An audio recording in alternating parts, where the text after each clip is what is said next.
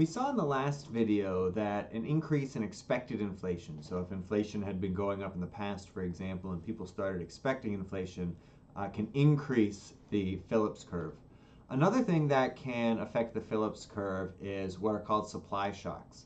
And supply shocks are things that will impact the profits of firms. And the classic example of a supply shock is an increase in the price of oil.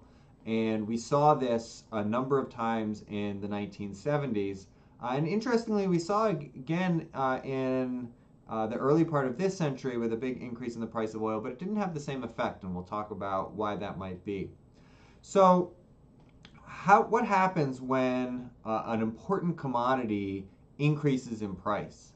Well, if firms are using that commodity to produce their goods, right? And so oil was a big input for energy, then profits will go down, right? Because revenue presumably stays about the same, costs go up, profit goes down. Well, what happens when profit goes down? The profit curve shifts down. And basically we can think of it, remember the profit curve is all about dividing up that pie between workers and firms. Well, when the price of oil goes up, there's somebody else trying to get a larger piece of that pie, and that is the owners of oil, right? So when the oil prices go up, that sort of shrinks the pie that firms and workers can get. That opens up a bargaining gap when the unemployment rate is where it was before, and it will eventually push the unemployment rate to a higher point. And the interesting thing is that unlike demand shocks where inflation tends to be lower when the unemployment rate is higher, which is what we see in the Phillips curve, in this case we can actually end up with higher inflation and higher unemployment. And that's really what we saw in the 1970s.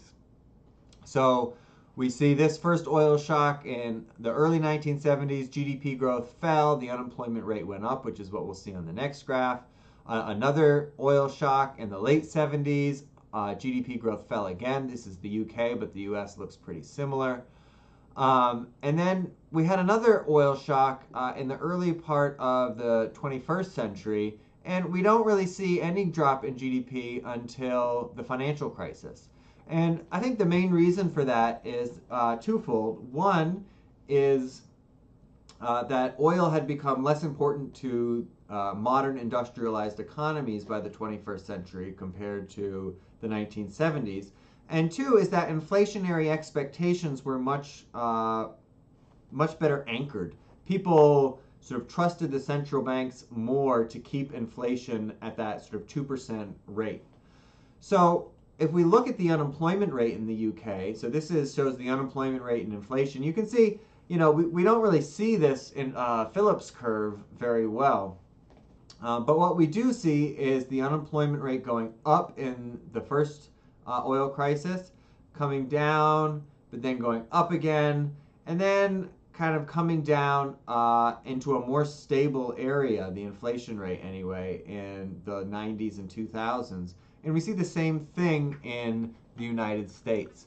And so we saw an economy that was getting buffeted by changes in inflationary expectations, changes in the oil prices, that had really come to a much more stable relationship in terms of inflation anyway, by the late 90s and first part of the 21st century. And so we'll see if that continues or not.